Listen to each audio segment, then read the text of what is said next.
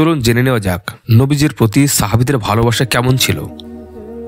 একজন মুমিনের ইমানদার হওয়ার অন্যতম শর্ত ও দাবি হলো নবীজি সাল্লাল্লাহু আলাইহি সাল্লামকে জীবনের সবকিছুর থেকে বেশি ভালোবাসা।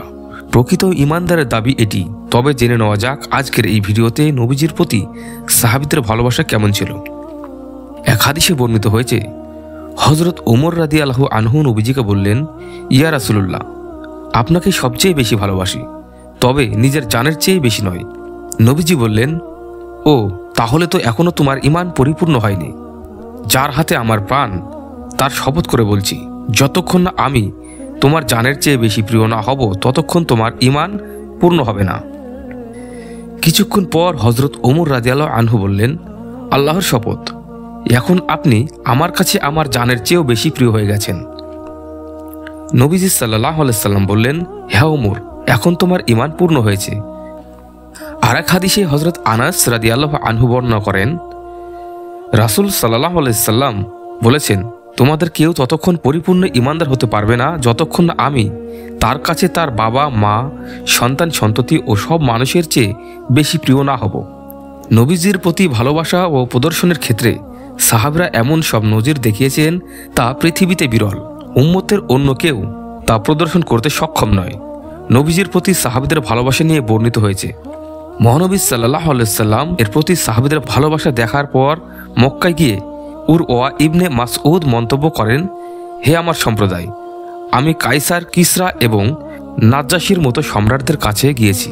আল্লাহর শপথ, আমি কোনো বাদশাহকে তার সঙ্গীদের কাছে এত মর্যাদা লাভ করতে দেখিনি যতটা সম্মান ও মর্যাদা মুহাম্মদ সাল্লাল্লাহু আলাইহি সাল্লামকে লাভ করতে দেখেছি। তিনি কোনো আদেশ করলে সে আদেশ পালনে সবাই ব্যস্ত হয়ে পড়ত। তিনি অজু করতে শুরু করলে পরিত্যক্ত পানি গ্রহণের সঙ্গীদের মধ্যে হোড়াহুড়ি লেগে যায়। তিনি কথা বলতে শুরু করলে তার সঙ্গীরা কণ্ঠস্বর নিচু করে ফেলে। শ্রদ্ধার কারণে সঙ্গীরা তার প্রতি পূর্ণ দৃষ্টিতে তাকায় না।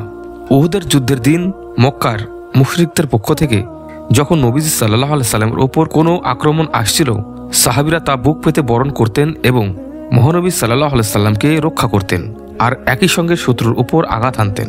হযরত আবু দুজানা রাদিয়াল্লাহু আনহু অনেকক্ষণ পর্যন্ত নিজেদের শরীর দিয়ে মহানবী সাল্লাল্লাহু আলাইহি সাল্লামের শরীর মোবারক আড়াল করে রেখেছিলেন, আর যে তীর বা পাথরে আসছিল তিনি সেটির সামনে নিজে শরীর পেতে দিতেন।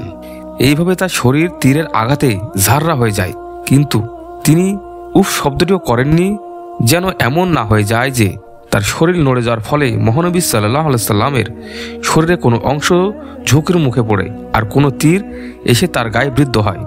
হযরত তালহা রাদিয়াল্লাহু আনহু মহানবী সাল্লাল্লাহু আলাইহি সাল্লামকে রক্ষা করার জন্য অনেকগুলো আঘাত নিজ দেহে বরণ করেছেন এবং এই প্রচেষ্টাতেই তার হাত অসাড় হয়ে সারা জীবনের জন্য অকেজ হয়ে গেছে।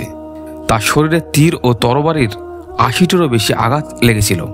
এছাড়া হযরত আবু বকর রাদিয়াল্লাহু আনহু বিশ্বনবী সাল্লাল্লাহু আলাইহি সাল্লামের ভালোবাসায় ধন ও সম্পদ সহ সব কিছুই ত্যাগ করেছিলেন। নিজে না খেয়ে তাকে খাওয়ানোতেই পেতেন সবচেয়ে বেশি তৃপ্তি। মক্কা থেকে মদিনা সফরের সময় ভেড়ার দুধ পানে পিপাসা নিবারণ করলেন প্রিয় নবী আর তৃপ্ত হলেন হযরত আবু বকর। তিনি বলেন, মক্কা থেকে মদিনা যাওয়ার সময় আমরা এক রাখালের কাছ দিয়ে যাচ্ছিলাম। সে সময় বিশ্বনবী সাল্লাল্লাহু আলাইহি সাল্লাম খুবই পিপাসার্ত। আমি ভেড়ার দুধ দহন করলাম, তিনি তা পান করলেন। আমি খুব আনন্দিত হলাম। সত্যি বলতে কি, নবীজির দুধ পান দেখে আমি তৃপ্ত হয়ে গেলাম। বুখারী হাদিস। হযরত আবু বকর রাদিয়াল্লাহু আনহু মৃত্যুর শয্যায় থাকা অবস্থায় জিজ্ঞাসা করলেন, হে আয়েশা, নবীজি সাল্লাল্লাহু আলাইহি সাল্লাম কোন দিন ইন্তেকাল করেছিলেন? হযরত আয়েশা রাদিয়াল্লাহু আনহু জানালেন, সোমবার। তিনি বললেন, আজ কি বার? জবাব এলো, সোমবার। তিনি বললেন, হায়, যদি আমার মৃত্যু রাতের আগেই হতো। সুবহানাল্লাহ। আশা করি ভিডিওটি যদি ভালো লেগে থাকে চ্যানেলটি সাবস্ক্রাইব করে আমাদের পাশে থাকুন পরবর্তী ভিডিও পাওয়ার জন্য। সবাই ভালো থাকবেন এবং সুস্থ থাকবেন। আল্লাহ হাফেজ।